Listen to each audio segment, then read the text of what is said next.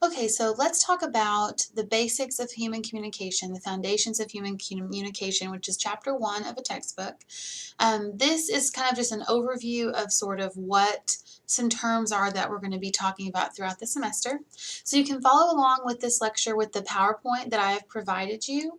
It is looking like this right here, chapter 1, Foundations of Human Communication. So the first thing I want to talk about is why study communication. So one thing is it will improve your employability. So of course it can do that because if you aren't able to give a good interview, if you aren't able to understand how to talk to people, then you're not going to get the job to begin with, right? Another way it can do this is help you to get along with people who are going to be dealing with you. You will be dealing with in your interactions, whether that be colleagues or coworkers or the public, depending on the job. Another thing communication can do is it will help you to be able to strengthen your relationships, right? Which seems like a pretty basic idea, because if you cannot communicate with people, then how can you have much of a relationship at all? Another thing it will do is improve your health. And that one might seem a little bit more surprising to some, but basically if you think about having to communicate with any kind of medical professional, a doctor, a therapist, you have to be able to effectively communicate what's going on with your body or your mind or your emotions. And another reason that communication can improve your health is that it can improve your relationships, and without those relationships, oftentimes people don't have an outlet or people to get them around and do things with them, and that can really damage their health. So another thing we want to talk about, what is communication? When we talk about communication, communication is about making sense, about sharing sense, creating meaning, and messages are both verbal and nonverbal. So first, communication is about kind of making sense of the world around you and figuring out how things fit together and what makes sense to you. Sharing that sense with somebody else, so checking in on your perception of reality with someone else's perception of reality. Creating meaning together. So really communication, the model is not I speak to you and that's it, right? And it's not even necessarily I speak to you, you respond. It's more of a cyclical pattern where I'm saying something, you are taking that information in and responding, and then that changes what I say next. So it's really more of a cyclical pattern of creating meaning together. And messages can be both verbal and nonverbal. Of course, verbal, what you say, and nonverbal, how you say it, body language, eye contact. We'll talk about that in a future lecture.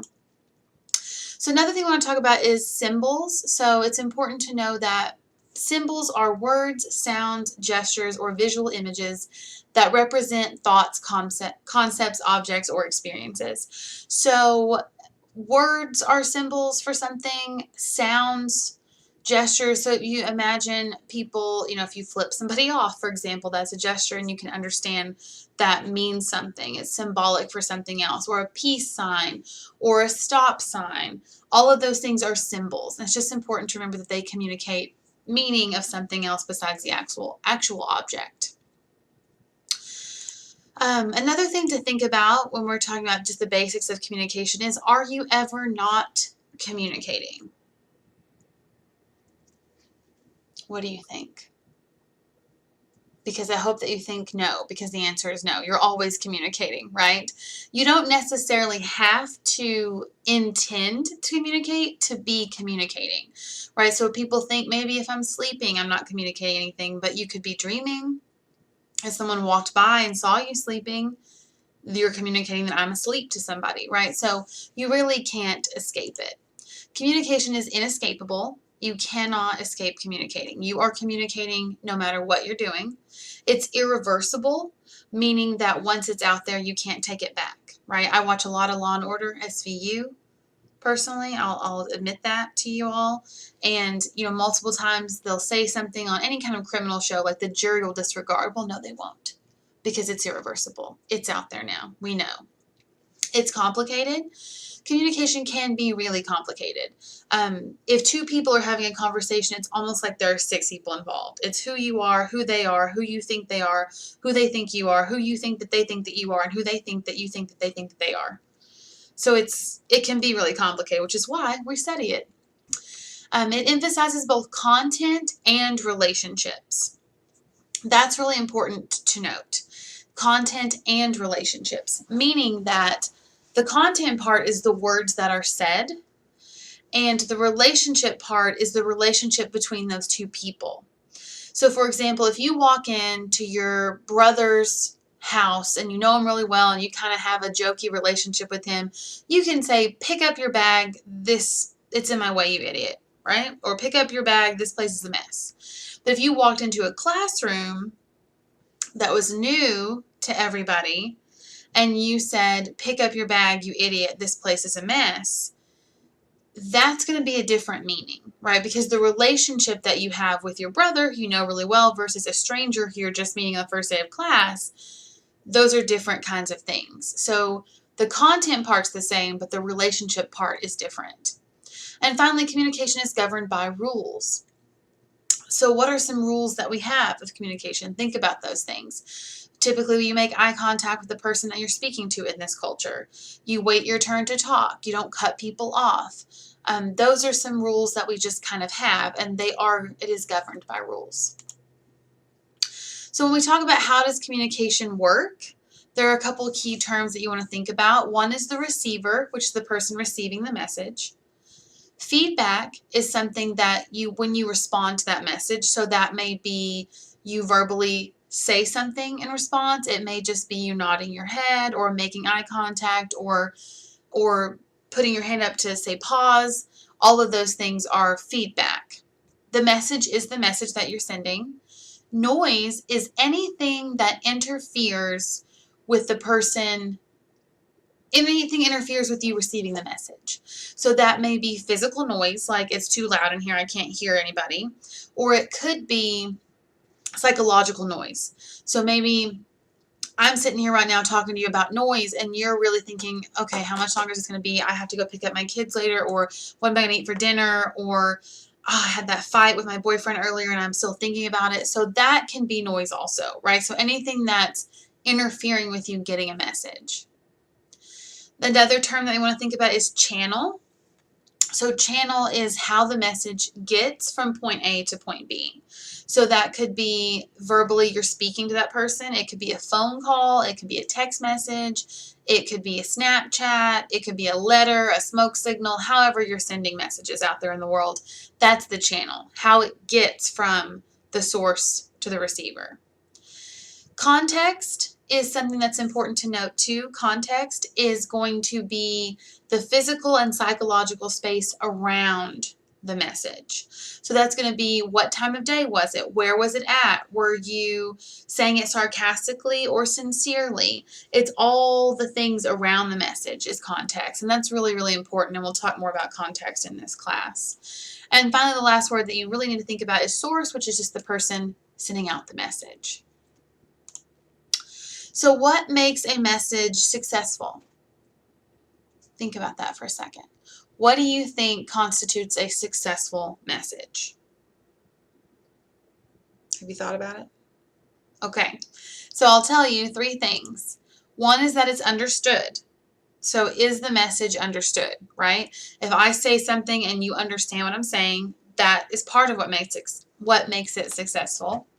Another is that it achieves its effect, its intended effect. So if I say something to you and you understand it, that's one thing.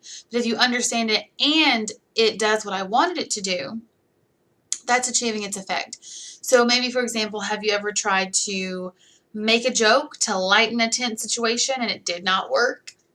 Like it really just did not work, right? It backfired a lot on you. Yeah, I've done that.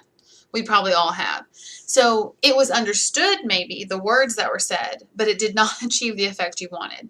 Maybe you want to cheer someone up, or maybe you want to make someone realize something, or maybe you want someone to do something for you. Well, they may understand it, but that's not all of it. Achieving its effect is also part of it. And another thing that makes a message successful is that it is ethical, which is something you may not have thought of as being important, but it is. Because ethical meaning, morals, right and wrong, is this appropriate? Because you can get someone to do something by lying right to their face, but it's not necessarily ethical. And there are a couple of videos that you can see on the PowerPoint here that talk about public humiliation and some things that are ethical or not ethical that you can watch these videos and kind of decide for yourself if you think these things are ethical or not. Because when we talk about communication, it's not just person to person, it's also mass communication, right? So media, television, reality shows, social media, all those things are also part of communication, and what we are putting out there could impact the world positively or negatively. And so you might want to think about the implications of what you're putting out there if you want to be an ethical communicator. And the last couple things we want to talk about in this section are going to be examples of, think about communication in the 21st century. What are some examples of those things? Any social media, any sort of mass media is going to be new to the 21st century. Think about, are those good things or bad things? And oftentimes we can come to the conclusion that they're both, right? So some benefits of the way we communicate now is that you can get messages more quickly to people. So in cases of emergency or disaster or just being an informed citizen of the world, you can get that information a lot faster, and that's a positive. You can stay connected with people all the way across the world from you. If you have military people, they can FaceTime their families, right? Or if you've got people that you may never have communicated with before, you can now meet them and talk to them without ever actually meeting them in person. And that can really open people's worlds up. Also, the bad side could be it can get out there really quickly, so misinformation can spread really fast. There's lots of examples of people sharing things on social media that aren't necessarily real or fact-based, and they can influence things like political elections or just information in general that people have. And it can be bad because sometimes people do not engage with people in front of them because they're busier on their phones. So those are some good and some bad qualities, and I'm sure you can think of a lot more as well. And mediated versus face-to-face communication is different. And there are some rules of electronic communication that is different than face-to-face, based on like how long takes to respond, or some maybe clarification of tone, because that can be lost. So things like emojis are useful. And the last thing I want to go over today in this lecture is just the different types of communication. So we have several different kinds that you might want to look at. And that's intrapersonal. This one right here, intrapersonal, is going to be person within themselves. So intra is within your own self. That's making grocery lists, that's planning to do things, all that's intrapersonal. Interpersonal is person to person. Nonverbal is, of course, tone, pitch, body language, facial expressions, all those things. Group communication is communication within a group, right? So you add a third person and it's different. Presentational communication is going to be communication that you give, like if you're giving a speech, that's presentational. Mass is to multiple people. So television, radio, social media postings, group texts, even if they're very large, are mass communication.